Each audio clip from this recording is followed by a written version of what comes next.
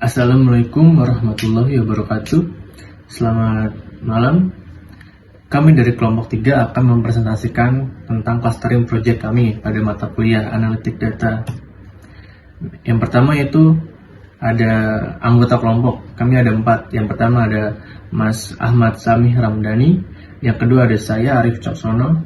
Yang ketiga ada Mas Arya Dika Nugraha. Yang keempat ada Mas Dani Hermawan.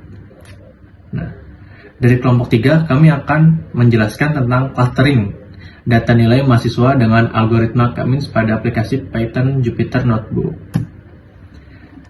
K-means clustering adalah sebuah metode dalam analisis data yang digunakan untuk mengelompokkan objek-objek data ke dalam beberapa kelompok atau cluster berdasarkan kemiripan data dan karakteristiknya. Tujuannya yaitu untuk membagi objek-objek ke dalam kelompok-kelompok yang memiliki kesamaan dalam atribut tertentu. Fungsi dari K-means clustering adalah yang pertama ada segmentasi data. Dia digunakan untuk membagi dataset menjadi kelompok yang berbeda berdasarkan dengan kemiripan di antara titik data. Selanjutnya ada pengenalan pola. Algoritma ini dapat digunakan untuk pengenalan pola dengan pengelompokan titik data yang serupa. Yang ketiga ada deteksi anomali, dapat digunakan untuk mengidentifikasi outlier atau anomali dalam dataset.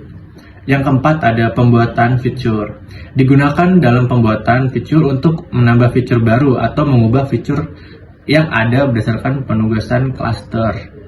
Yang terakhir ada manajemen inventory, dapat membantu dalam pengoptimalan manajemen dengan mengelompokkan produk dan pada pola permintaan yang serupa. Cara kerja dari K-means yang pertama itu adalah inisialisasi centroid, yaitu pilih jumlah cluster K yang diinginkan, lalu ada pilih secara acak K titik data sebagai titik awal pusat masa centroid untuk masing-masing cluster. Yang kedua ada alokasi data ke cluster, yaitu dengan menghitung jarak antara setiap titik data dan semua pusat massa. Lalu ada alokasi setiap titik data ke cluster yang memiliki pusat massa tersebut. Yang ketiga ada perbarui centroid, yaitu kita menghitung pusat massa baru untuk setiap cluster berdasarkan titik data yang baru diassign ke dalam cluster tersebut. Yang keempat yaitu ulangi langkah kedua dan ketiga, yaitu ada alokasi data ke cluster dan perbarui centroid. Nah, dalam ulangi langkah kedua dan tiga, tidak ada perubahan dalam alokasi titik data ke cluster atau sejumlah iterasi tertentu telah tercapai. Yang terakhir ada hasil akhir. Titik data akan terbagi ke dalam cluster dan centroid masing-masing cluster akan mempresentasikan pusat massa dari kelompok tersebut. Selanjutnya yaitu adalah library yang kita gunakan di project ini. Di sini kita menggunakan dua jenis library. Yang pertama yaitu Pandas. Kita mengimportnya dengan coding import pandas as pd. Jadi Pandas adalah perpustakaan atau library Python yang menyediakan struktur data dan alat analisis data yang efisien dan mudah untuk digunakan. Selanjutnya yaitu matplotlib. Kita mengimportnya menggunakan coding import matplotlib.pyplot as plt. Jadi matplotlib itu adalah library yang digunakan untuk membuat visualisasi grafis seperti grafik, plot, dan juga diagram.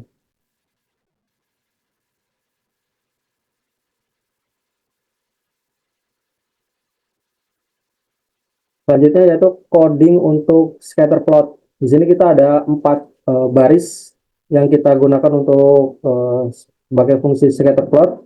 Yang pertama yaitu plt.scatter dfmhs uts dfmhs uas.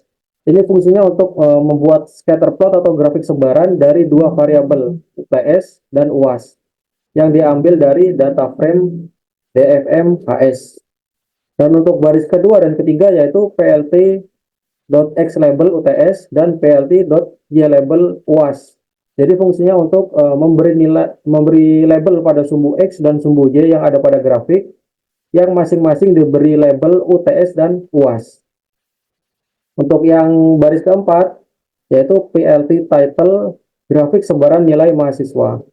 Ini fungsinya adalah untuk memberi judul pada scatter plot, grafik scatter plot.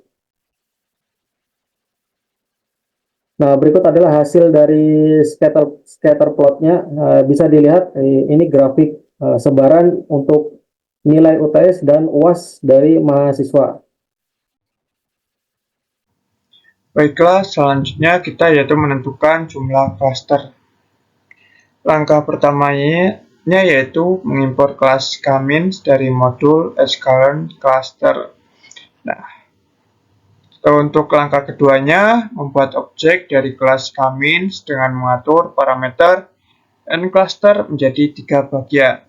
Berikut kode sintak Python-nya.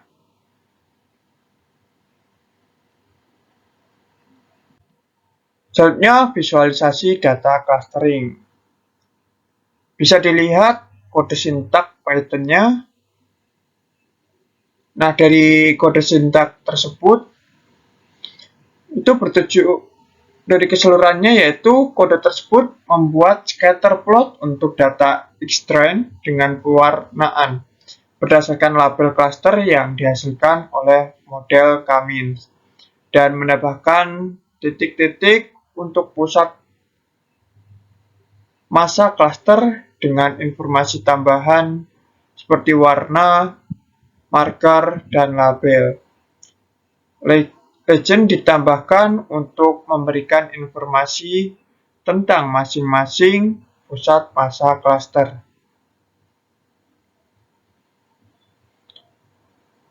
Nah, jadi legend ditambahkan di akhir kode sintak tersebut untuk memberikan informasi tentang masing-masing pusat massa cluster. Untuk selanjutnya kita tampilkan hasil visualisasi data clustering. Nah, bisa dilihat ya penyebaran datanya untuk nilai UAS dan UTS. Nah, inilah hasil visualisasinya, bisa kita lihat bersama-sama. Baiklah, terima kasih. Selanjutnya saya serahkan ke rekan saya. Selanjutnya adalah elbow method. Setelah mendapatkan visualisasi data clustering dengan membagi menjadi 3 cluster dan centroid masing-masing sebagai pusat data, langkah selanjutnya adalah elbow method. Elbow method adalah suatu metode yang diterapkan pada K-means clustering untuk menentukan jumlah optimal dari cluster yang akan dibentuk. Dan berikutnya adalah kode sintak Python untuk memvisualisasi grafik dari elbow method. Berikut ini adalah visualisasi grafik dari elbow method dengan sumbu X adalah jumlah cluster dan sumbu Y adalah inersia jumlah kuadrat rata-rata. Dan pada grafik ini, siku mencerminkan titik di mana penambahan cluster tidak lagi memberikan pengurangan yang signifikan dalam varians atau jarak antar titik data ke pusat cluster. Oleh karena itu, jumlah cluster yang dipilih di sekitar titik siku dianggap sebagai jumlah optimal untuk data nilai mahasiswa. Dan pada grafik ini, artinya titik paling siku adalah titik yang menunjukkan jumlah cluster paling optimal. Dan jumlah cluster paling optimal pada grafik ini adalah 2 cluster.